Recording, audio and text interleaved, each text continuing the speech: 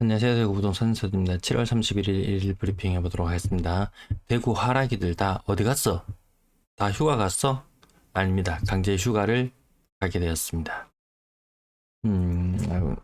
제가 휴가 중에 글을 몇 개 캡처해 봤는데요.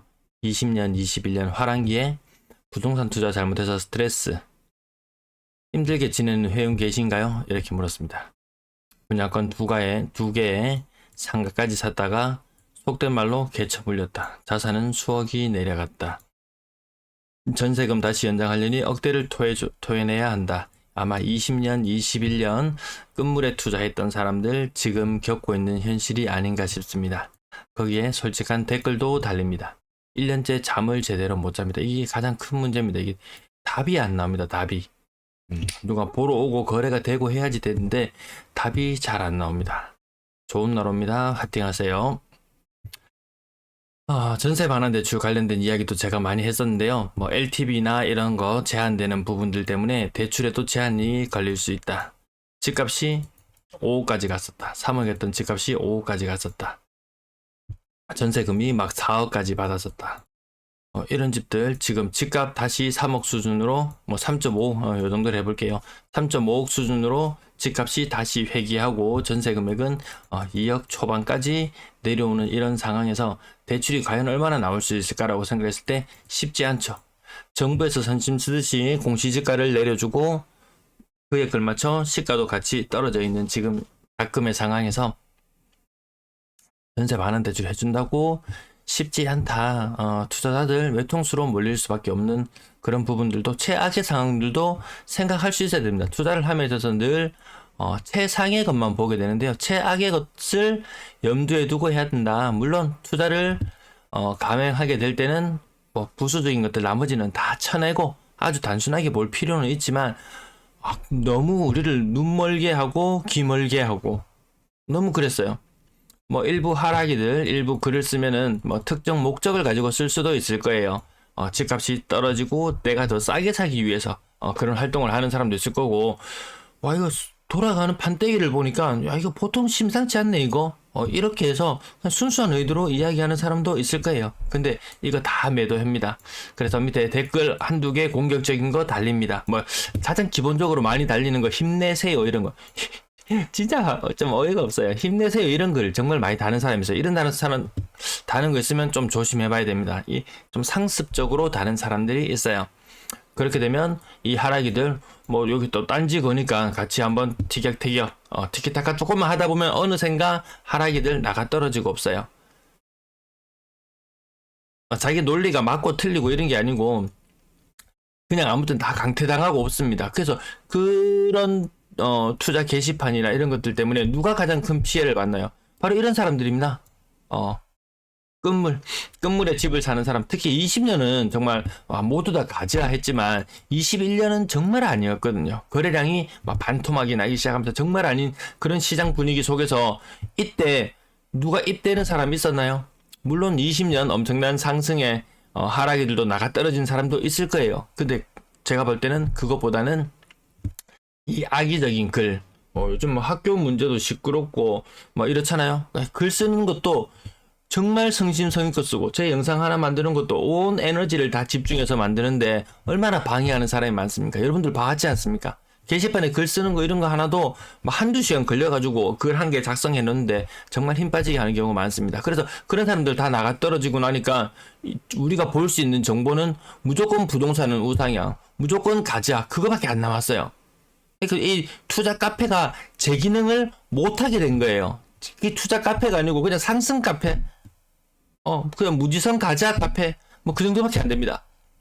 뭐 주식도 한창 말 많았다가 제가 뭐 에코프로나 아니면 이런 여러 가지 이야기 말씀드리면서 그거 없어도 괜찮다, 사는데 아무 상관없다, 아파트 시장 받지 않느냐.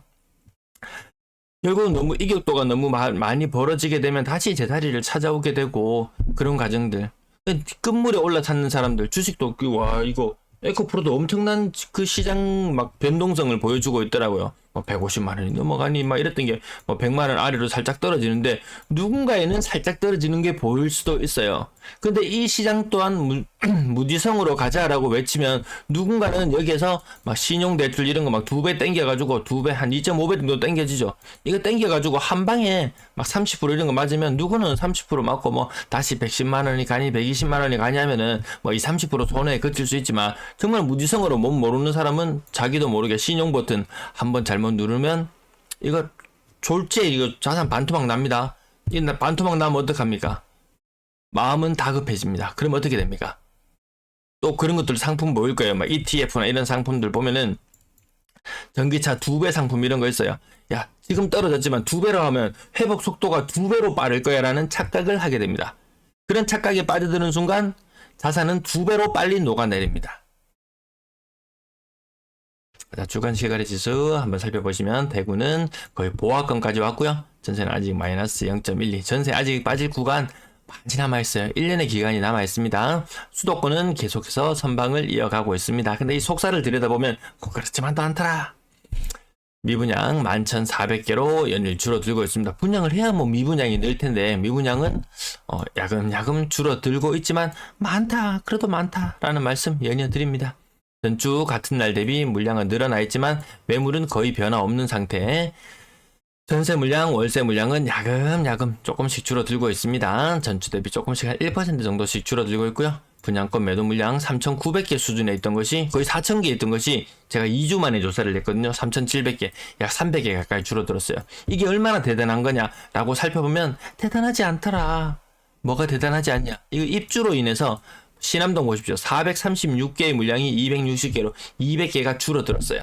그래서 입주로 인해서 저절로 분양권 상태로 소멸된 걸로 네이버에 통계가 잡힐 따름이지 실제로는 훨씬 더 많이 늘어났다. 전주 대비 마이너스 280으로 나오죠.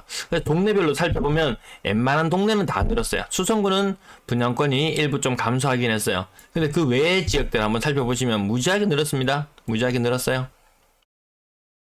몇 개 늘었는 지역만 한번 살펴볼까요? 송현동 129에서 142, 볼리동 188에서 191, 감삼동 105에서 107 이런 식으로 이 감소해 있는 지역들 빨간색으로 제가 수치 입주로 인한 감소를 제외하고 나머지 지역들 보면 분양권 매도 물량이 많이 늘어난 걸 볼 수 있습니다. 수상동 167에서 188 동네별로 관심 있는 지역 살펴보시고요. 거래량 83건 제가 이번 주 브리핑을 매일 못 해드렸었는데요. 3일 동안 거래량 희한하게 제가 이 브리핑을 안 하는 동안 거래량이 좀 많이 적었어요. 물론 6월의 거래량은 2072건 이 중에서 140건은 LH 물량이니까 요걸 제외하고 계산해보면 1930건 정도 됩니다. 1930건 그러면 6월달, 죄송합니다. 6월달도 5월달도 LH 도움을 한 60건 정도 받았어요. 이 60건을 제외하고 하면 1940건 정도 됩니다. 예, 여기서 계속 1800건에서 1900건 사이를 왔다 갔다 하고 있고, 지금 거래량이 절반 이상 신고되었어요. 월 말이 되면 아시겠지만, 요 두 가지를 놓고 비교해 보시면, 한 60% 정도 지금 신고가 된 상태거든요. 지금 1085건이 지금 7월 마무리였어요. 그럼 이게 60% 정도 거래였기 때문에 아마 2000건 아래의 거래량 줄어드는 흐름으로 나타날 것 같습니다. 더워서 집 보러 가기도 싫다. 힘들다. 네, 버머, 엘리넷들 8억 5천 고점 대비 30% 정도 빠져 있고요. 여기 지금 돈보 사이트도 조금 나날이 업그레이드 하고 있습니다. 그래서 분양권 상태를 지금 1일 브리핑에서 나타내지는 못하고 있고, 아무튼 중개거래나 이런 부분들은 또 조금 추가되어서 보기 편하게 나타나는 부분도 있기도 합니다. 범원 사원 포레스트 맞죠? 2020년에 입주하고 21년, 21년까지는 살짝 좋았다가 막상 팔 때가 되니까 그때 세금 내고 팔걸 이런 생각이 살짝 얼핏 스쳐 지나갈지도 모르겠습니다. 수성 골드콜레스터 센텀 6억 3,500 고층으로 나와 있어요.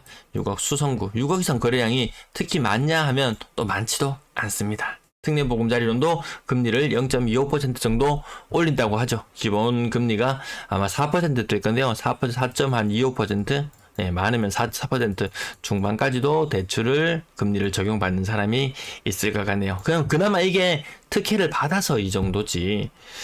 4% 이상으로 해서 하면은 사실 집값이 계속 올라주지 않는다면, 큰 폭으로 떼어주지 않는다면은 조금 아픈 부분도 생길 수는 있을 것 같습니다. 신세계타운 고점 대비 30% 빠져있고요. 청라운던이요, 사원포레스트 5억 4천, 5억 4천입니다. 웬만한 지역들 막 10억씩 간다고 했던 그런 지역들이죠. 네. 이시아폴리스 더샵 1차 48평형 5억 4천. 평당 1,000만원 조금 더 넘어가는 모습들이 이시아폴리스에서 근래 들어 나타나고 있었고요. 효성타운 1차 59평형 60평. 네, 60평에 5억입니다. 월상 협성유 보래 가격 33평형 4억 8,900. 이거 보면 또 좀 떨어진 것 같기도 해요. 그건 저 중개거래거든요. 그다음 이게 그 동네에서는 좀 비싼 아파트에 포함되었었잖아요. 한창 때 7억 1천까지 갔으니까. 네, 마찬가지로 고층인데 고점 대비 30%. 이게 가장 일반적으로 나타나는 현상. 지금 집을 사야 되나요? 말아야 되나요? 제가 물어보면은 지금 꼭 사야 된다면 고층 기준으로 30% 정도에 사는 게 맞는 것 같다. 물론 이 고점에 대한 기준은 스스로 재정립할 필요가 있습니다. 숟가락으로 다 떠먹여 주기는 힘든 부분은 있습니다. 앞산 비스타 동원, 야 이거 봐라 네가 30%라고 했는데 20%라도 20%이 정도 선에서 거래가 이루어지는 것들이 있잖아. 어떤 거는 보합권에서 거래가 이루어지는 것도 있잖아. 그러면 바로 연식을 확인해 보면 가장 최신의 아파트들, 이 고점의 기준이 다르죠. 고점에 대한 기준은 스스로 다시 재정립할 필요가 있는 것 같습니다. 또 국평 위주로 한번 볼게요. 상윤화성 파크드림 2단지 4억 3,500. 이것도 타입별로 고점을 다시 한번 재정립해보면 한 6억 중반, 막 후반까지도 막 올라가는 그런 경우들이 있었어요. 가격 고점 대비 25% 정도 빠져있고요. 대신 센트럴 자이 26평형 신고가 4억을 넘어갔습니다.